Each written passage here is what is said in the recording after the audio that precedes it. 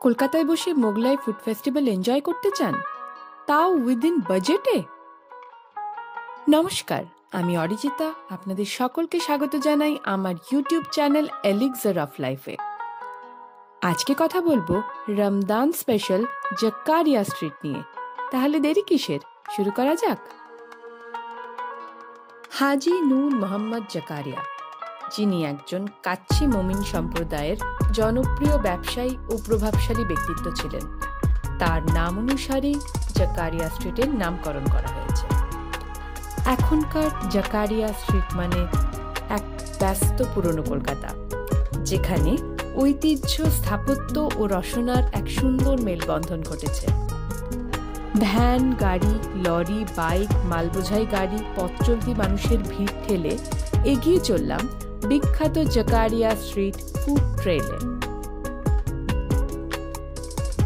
পবিত্র রমদান মাসের এই ঝলমলে ইফতারের সময় জাকারিয়া স্ট্রিট হালিম, কাবাব, শিরমাল, বিরিয়ানির সুগন্ধে মম করছে, ঠিক যেন এক মোগলাই ফুড ফেস্টিভ্যাল চলছে। শুধু যারা রোজা রাখেন তারাই এসেছেন এমনটা কিন্তু নয়। কলেজ, ইউনিভার্সিটির পড়ুয়া থেকে অফিস ফেরতা মানুষ, কেউ বা তার পরিবার সঙ্গে করে নিয়ে এসেছেন। আর তার সাথেই ক্যামেরা হাতে ব্লগারদেরও দেখা মিলল। আমরা বাঙালিরা অলওয়েজ ফেস্টিভ মোডে থাকতে ভালোবাসি। আমাদের কাছে ফেস্টিভ্যাল মানেই খাওয়া দাওয়া, আর জাকারিয়া স্ট্রিটের মূল আকর্ষণই কিন্তু এই খাওয়া দাওয়া। কোনটা দিয়ে শুরু করব এটা ভাবতেই বেশ কিছুটা সময় চলে গেল। যেহেতু এখানে প্রথমবার আসছি, তাই বোধহয় একটু কনফিউজ ছিলাম। এনিওয়েজ, ডিসাইড করলাম প্রথমে সুতলি কাবাব ট্রাই করা যাক। সুতলি কাবাবটা বেসিক্যালি চিকেন মিন্সড বা বলা ভালো চিকেনের পেস্ট দিয়ে বানানো।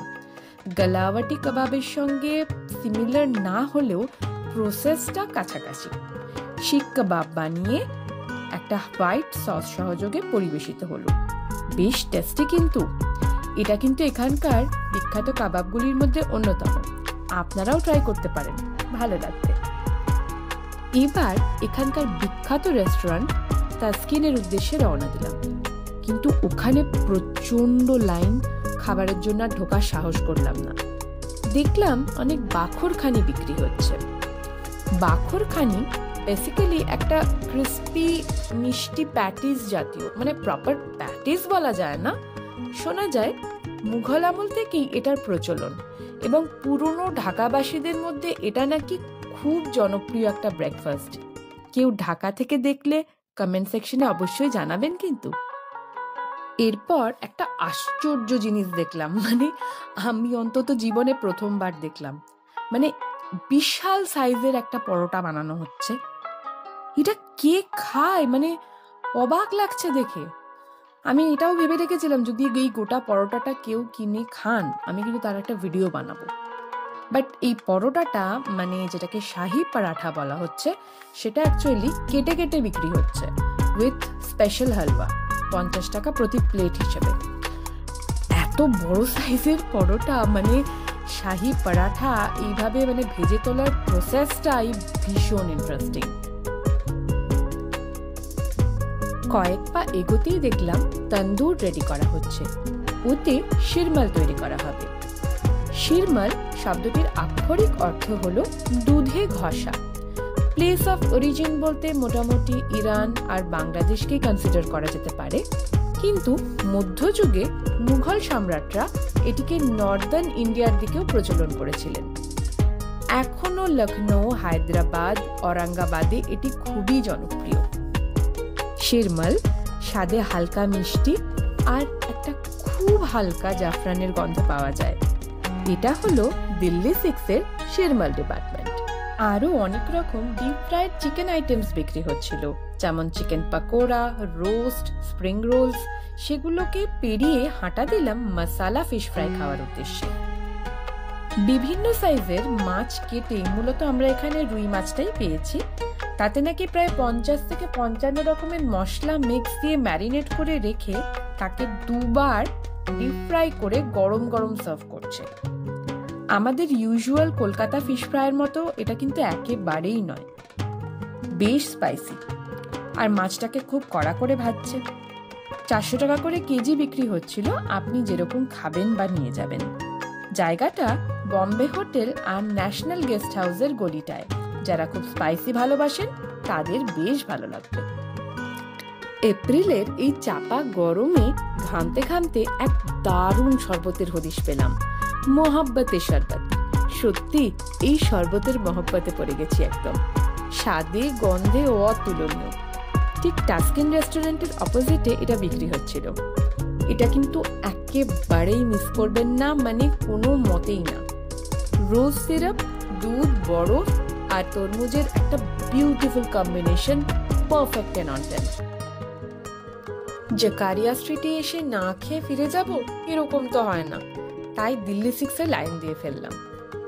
এখানে যেন মুঘলাই খানার মহাযজ্ঞ চলছে, আর এই দাদারা নিরলস ভাবে রান্না করেই চলেছেন। কাবাব, শিরমাল, বিরিয়ানি, নিহারি, ফিরনি, কোনো আইটেমই বাদ নেই। সবই মোটামুটি একই ছাদের তলায় পেয়ে যাবেন। বিলিং কমপ্লিট করে ভেতরে বসলাম।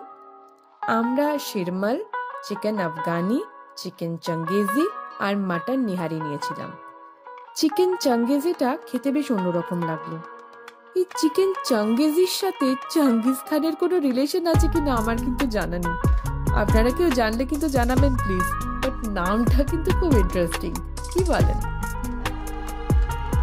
খাবার দাবারের সাথে দেখলাম জামা কাপড়, জুতো ইত্যাদিও বিক্রি হচ্ছে। অনেক শুকনো খাবার, পাউরুটি বা বিস্কিট জাতীয়, সেগুলোও বিক্রি হচ্ছে। এছাড়াও লাচ্ছা সিমুয়ের দোকান তো আছেই। এবার বাড়ি ফেরার পালা। জাকারিয়া স্ট্রিটকে এবারের মতন টাটা। আরে দাঁড়ান দাঁড়ান, সবাই চলে গেলেন নাকি? ভিডিও কিন্তু এখনো শেষ হয়নি। আরে একটা দারুণ ক্যামিও রোল রয়েছে তো। ভাবছেন তো এ আবার কি, একটা রাস্তার ধারের কুলফি দেখানোর জন্য কি বাহার রে বাবা। আমিও খুব আন্ডার এস্টিমেট করেছিলাম, বিশ্বাস করুন। বাট এ একেবারে লাস্ট বলে over boundary. Orange staff kulfi কি অসাধারণ খেতে, আমি না জাস্ট বলে বোঝাতে পারবো না।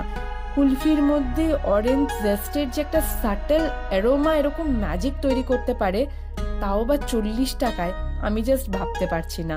Simply awesome, must try. পরে কিন্তু ভীষণ রিগ্রেট করবেন না ট্রাই করলে।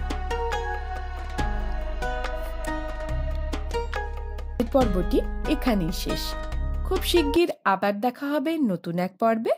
ভিডিওটি ভালো লাগলে অবশ্যই লাইক করবেন, শেয়ার করবেন আর সাবস্ক্রাইব করবেন। এতক্ষণ অবধি সময় দেওয়ার জন্য আপনাদেরকে অসংখ্য ধন্যবাদ। সবাই খুব খুব ভালো থাকবেন, সুস্থ থাকবেন। বাই।